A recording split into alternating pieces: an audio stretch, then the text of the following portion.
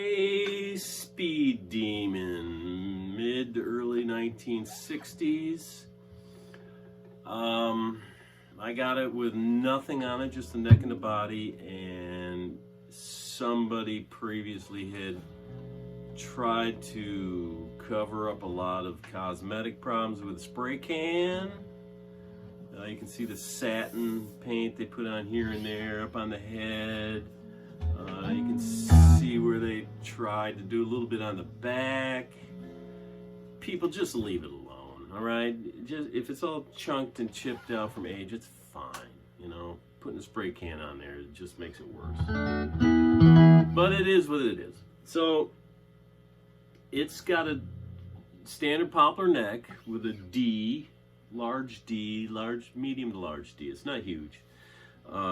New Jessica frets, 12-inch radius, new bone nut, 1 11/16. New Grover vintage style tuners, fit on there perfectly.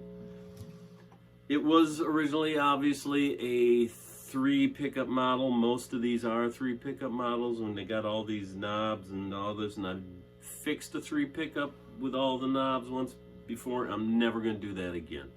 First of all, nobody wants that middle pickup. It's redundant, it gets in the way. So I did a little creative infill there. I think that's Ed White doing his first spacewalk. It came off of a postage stamp originally, is where I found it. This is a Type 13 silver foil, a single coil silver foil. This is a P90 single coil. So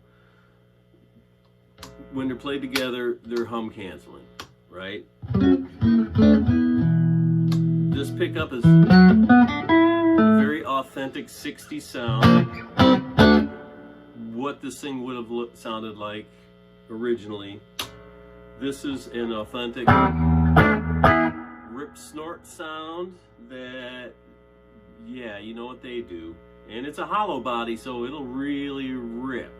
Now, these things are built like tanks. These aren't built like the Japanese models. They have a 1/4-inch laminate, so they don't collapse on themselves. They're tankers.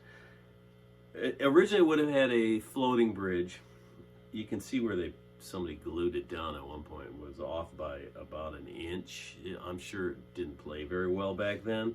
But what I did, I still put a couple blocks under the bridge so that I can get these studs in here, right? So you got modern studs and a nice modern roller bridge, which works perfectly with this, we'll call it an aftermarket tremolo, sometimes called a Chisby.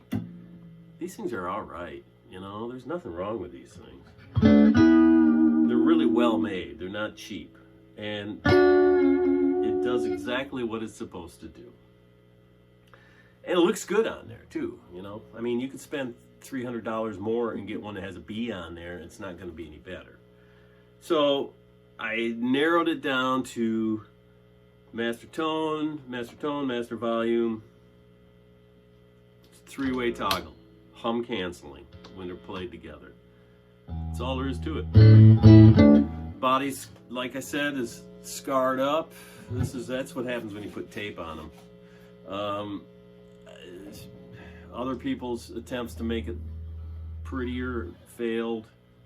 Doesn't matter. It's a rat rod, you know. I mean, it's a real rockabilly rocker rat rod machine.